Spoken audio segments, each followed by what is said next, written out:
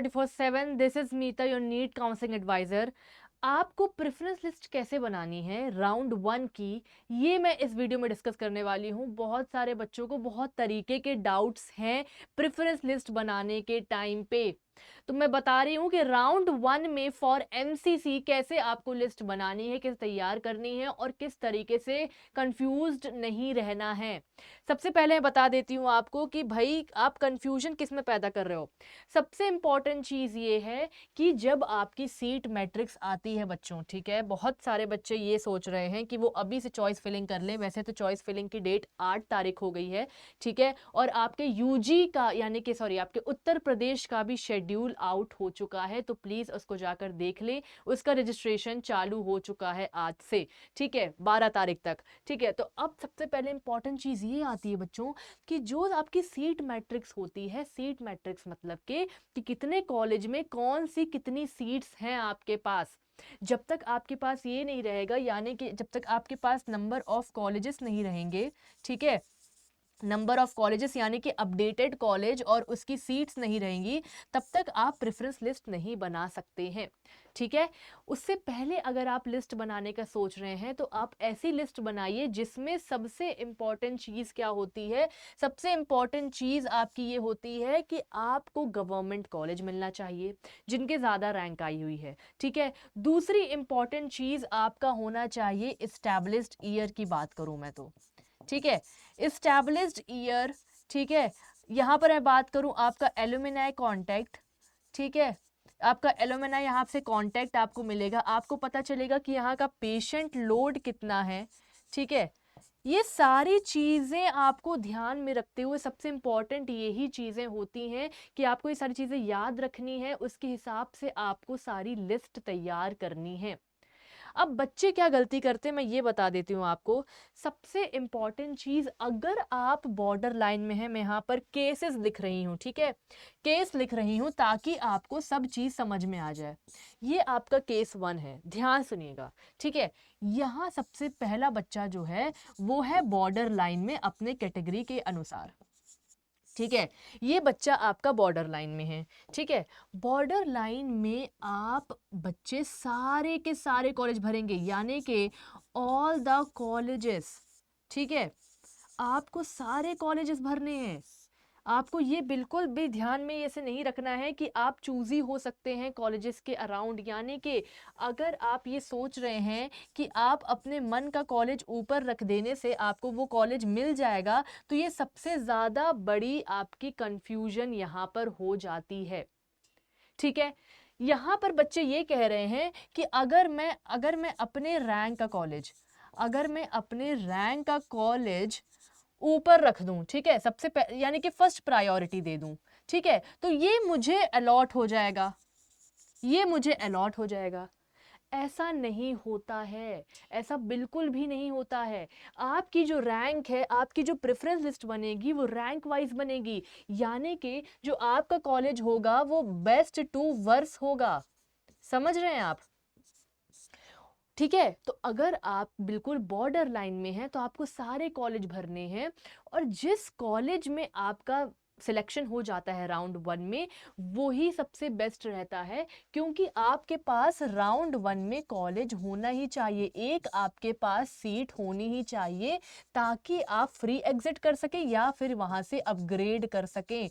यहाँ पर तो आपका कोई भी सिक्योरिटी जो फीस है आपकी फॉरफिट नहीं हो रही है, तो क्या दिक्कत है अगर आपके पास कॉलेज आ जाता है तो। यहाँ पर बच्चे ये कंफ्यूज में लेके बैठे हैं कि मैम मैं तो बॉर्डर लाइन में हूँ, तो पिछले साल जो रैंक के नंबर पे ये कॉलेज मिला था वो सबसे ऊपर अगर मैं रख दूंगा तो वो वाला कॉलेज मुझे मिल जाएगा। ऐसा नहीं होता है। ऊपर के कॉलेज में अगर नहीं मिलना होगा तो नहीं ही मिलेगा, नीचे वाला ही कॉलेज मिलेगा। इसका मतलब ये नहीं कि नीचे वाले को ऊपर रख दोगे तो पहले वो मिल जाएगा, ऐसा नहीं होता है, ठीक है। तो ये कंफ्यूजन अपने दिमाग से हटा दो।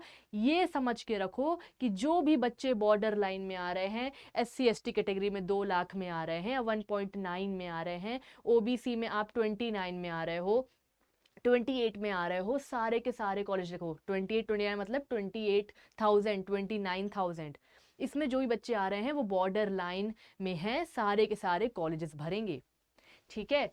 दूसरा केस मैं बता देती हूँ, ठीक है। दूसरा केस क्या है?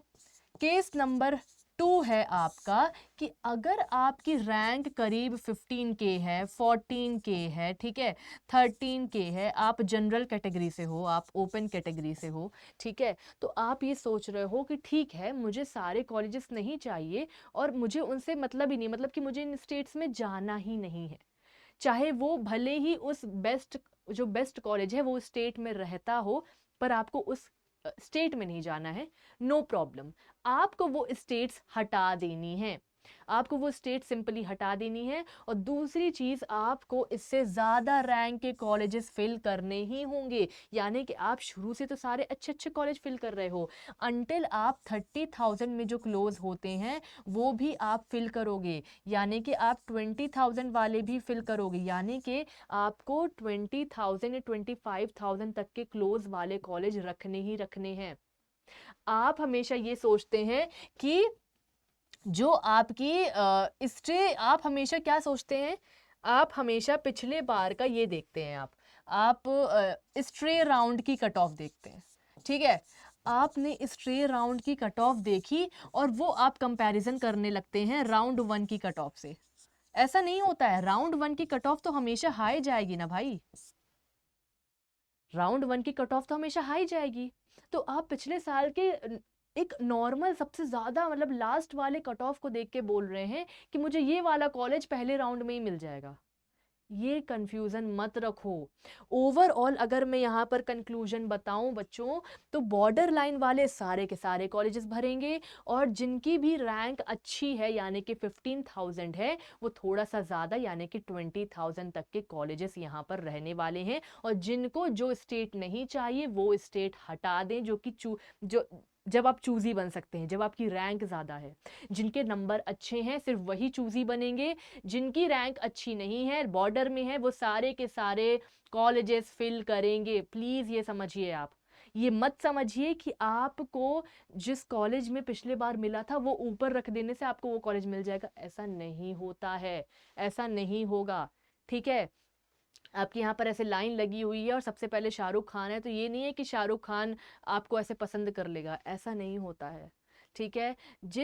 जो भी इंसान आपको लेना चाहेगा, अगर वो बहुत पीछे भी है तब भी वो आपको ले लेगा, क्योंकि बहुत सारे जो सामने के हैं वो हट चुके हैं, यानी कि बेस्ट कॉलेजेस की जो रैंक है वो आपके रैंक से कम थी, इसलिए आप वहां से पास होते गए और फिर लास्ट में जो कॉलेज बचा जहां पर सच में वो ओपन हो रहा था, तो वहां पर आप उसमें आ गए, मतलब कि जो ओपनिंग और क्लोजिंग के बीच में आपकी रैंक आ गई और फिर आपको वहां पर राउंड 1 में कॉलेज अलॉट हो जाता है। ये बात होती है, ठीक है। तो बिल्कुल भी डाउट ये मत रखिए कि आपको नीचे वाले कॉलेज ऊपर रखने से जल्दी मिल जाएंगे, ऐसा नहीं होता है। सबकी सबकी अपनी खुद की रैंक होती है, खुद की रैंक डिसाइडेड होती है, उसके बाद ही आप उसमें फॉल करते हो और आपको राउंड 1 में सीट मिल जाती है। प्लीज मेक श्योर करेंगे, प्लीज मेक श्योर करें कि आपको राउंड 1 में कॉलेज मिल के ही रहे, ठीक है। दूसरी इंपॉर्टेंट चीज, आपको एमबीबीएस के बाद बीडीएस फिल करना है, ठीक है। जो बच्चे सोच रहे हैं कि एमबीबीएस में नहीं हो पाएगा, बहुत ही बॉर्डर लाइन में है, तो वो बीडीएस को अच्छी तरीके से फिल करेंगे, ठीक है। और अगर वो नहीं चाहते हैं कि मुझे पहले में ही बीडीएस अलॉट हो जाए, तो कोई बात नहीं, आप बीडीएस हटा देना, आप सिर्फ एमबीबीएस रखना राउंड 1 में, ताकि आप देख सको कि भाई राउंड 1 में मुझे एमबीबीएस मिल रहा है, मतलब कि अगर आप स्ट्रे तक जाना चाहते हो और स्ट्रे में बीडीएस चाहते हो तो फिर स्ट्रे में रख लीजिए, ठीक है। तो आपको ऐसे रखना है कि भाई मुझे एक कॉलेज तो मिल ही जाना चाहिए राउंड 1 में। अगर आपकी प्रायोरिटी बीडीएस नहीं है तो सिर्फ एमबीबीएस ही रखो, ठीक है। तो ये चीजें होती हैं, कुछ इंपॉर्टेंट चीजें जो आपको प्रेफरेंस लिस्ट बनाते टाइम याद से रखनी है। और सबसे इंपॉर्टेंट चीज, कट ऑफ लास्ट का वही देखिए जो राउंड वाइज हो।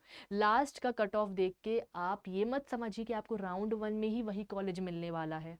और राउंड 1 का भी मतलब राउंड 1 का हम अगर देखते हैं पिछले साल का, तो थोड़ा बहुत उसके आसपास आ सकता है, बट आपको भरने पूरे थोड़ा और नीचे तक के रैंक के हैं, ताकि आप सेफ साइड में चलो। हमेशा लिस्ट बनाते टाइम ये मत करो कि आपको जिस रैंक में मिल रहा है तो वही रैंक में रुक जाना है, नहीं, ऊपर के भी बेस्ट कॉलेज रखने हैं और नीचे के भी थोड़े लोअर कॉलेज रखने हैं, ताकि आप बिल्कुल बैलेंस रहो और आप ऐसे आउट ऑफ मतलब डेंजर जोन में जा जाओ। आपके पास सीट होनी चाहिए, ये हमारा पहला मोटो होना चाहिए राउंड 1 में। ठीक है, तो लास्ट ईयर के कट ऑफ जरूर देखें, इससे आपको आइडिया लगता है कि आपको ये कॉलेज लास्ट राउंड तक मिल जाएगा। या राउंड 1 की अगर देखनी है तो राउंड 1 की देखिए, सिर्फ राउंड 1 की देखेंगे तो हाँ थोड़ा आइडिया लगेगा कि हाँ मुझे कॉलेज मिलने की संभावनाएं हैं। उसके लिए सारे के सारे कॉलेजेस फिल करो, और जो लोगों के अच्छी रैंक है वो थोड़ा नीचे तक की फिल कर लेते हैं। यानी कि अगर बहुत अच्छी रैंक है तो टॉप 100 ही फिल करो बस। ठीक है, उसमें से जो स्टेट नहीं चाहिए वो हटा दो। वो तुम्हारे ऊपर है, तुम अगर स्टेट हटाते हो तो अपने चांसेस कम करोगे, और अगर तुम पूरे के पूरे श्योर हो कि भाई मुझे इस स्टेट में मिल ही जाना है तो फिर हटा दो, अगर आप पूरी तरीके से श्योर हैं। और श्योर वही होते हैं जिनके बहुत अच्छी रैंक आती है। ठीक है, तीसरी चीज आपकी आती है पीजी एंड बॉन्ड पॉलिसी। तो मेक श्योर करिए जहां पर बहुत ज्यादा सर्विस बॉन्ड हो तो वहां पर आप ना जाएं। फॉर एग्जाम्पल हरियाणा है, तो हरियाणा में 5 साल का बॉन्ड होता है। बट देखिए सबसे इंपॉर्टेंट चीज़ है, अगर आप पीजी निकाल लेते, कहीं कहीं जगह ऐसा होता है कि अगर आप पीजी निकाल लेते हो तो सर्विस बॉन्ड का ड्यूरेशन कम हो जाता है। ठीक है, तो मेक श्योर करें ज़्यादा बॉन्ड वाले स्टेट को ना लगाएं। अगर आप चूजी थोड़ा सा होना चाहते हैं तो उसको नीचे कर लें, यानी कि हरियाणा के कॉलेजेस को नीचे लगा लें। ये नहीं कि हरियाणा के कॉलेजेस को ही हटा दिया, उसको नीचे लगा दें। ठीक है, तो ये ऐसे आप प्रेफरेंस सेट कर सकते हो। बॉन्ड पॉलिसी के अकॉर्डिंग आप प्रेफरेंस लिस्ट बना सकते हो कि हाँ भाई नीचे रख देता हूँ। रैंक के वाइज कभी ऐसे नहीं बनता है कि आप ये सोचो कि भाई आ, मुझे वही कॉलेज मिलने वाला है जो मैं ऊपर सेट करूंगा, ऐसा नहीं होता है। जिसमें मिलना होगा, जो उन्होंने अपना रेंज डिसाइड किया होगा कॉलेज में, उसी के रेंज में आप फॉल करोगे। और फिर दूसरे राउंड में आप उसके नीचे कॉलेज लगाओगे ही नहीं, उसके ऊपर के लगाओगे, क्योंकि मुझे पता है कि भाई ये वाला तो कॉलेज मिल ही रहा है, तो ऊपर एक कॉलेज लगाओ और फिर राउंड 2 में और अच्छा कॉलेज पाओ। समझ गए? तो ये बेसिक चीज़ें होती हैं। और अगर आप चाहते हैं कि हम आपकी प्रेफरेंस लिस्ट बनाएं, हम आपको ईच एंड एवरीथिंग के लिए गाइड करें, तो आपको पता है कि भारती मैम का 2.0 बैच आ चुका है, जिसमें सिर्फ 50 बच्चे ही जा सकते हैं। तो अभी आप ले सकते हैं 9600 में, जिसमें कि भारती मैम कॉल करती हैं, डाउट सॉल्विंग करती हैं, और ईच एंड एवरीथिंग जो आप चाहते हो अपने काउंसलिंग के टाइम पे वो करती हैं। ठीक है, उसके बाद आपको 6700 पे मिल जाएगा। अगर आप MTG कोड लगाते हो, इसमें आपको 30 मिनट का बात करने का मौका मिलेगा यहाँ, और प्लस चैट तो रहेंगी ही आपकी। और यहाँ पर आपकी सिर्फ चैट रहेंगी 1-to-1 काउंसलर से। यहाँ पर आपको कस्टमाइज्ड प्रेफरेंस लिस्ट नहीं मिलती है, और ना ही आपको यहाँ पर 1-to-1 काउंसलर मिलता है। ठीक है, तो ये रही बेसिक चीज़ें। और जो बैच है, बैच की लिंक आपको वीडियो के नीचे मिल जाएगी, और अगर कुछ डाउट हो तो इस नंबर पे कॉल कर लेना। सारी रजिस्ट्रेशन चालू होने वाली है, तो प्लीज़ अभी से सिंसियर हो जाएं, क्योंकि जब आप हड़बड़ी करेंगे तो आपका डॉक्यूमेंट्स भरना गलत हो जाएगा, या फिर कुछ प्रेफरेंस लिस्ट गलत हो सकती है। तो बिल्कुल शांति से करें, टाइम इनफ दिया गया है आपको। मिलते हैं अगले वीडियो में, तब तक वीडियोस देखते रहें, इन्फॉर्मेशन गैदर करते रहें, ताकि कोई भी डाउट ना रहे और आपको मिल जाए अपना ड्रीम कॉलेज। Thank you.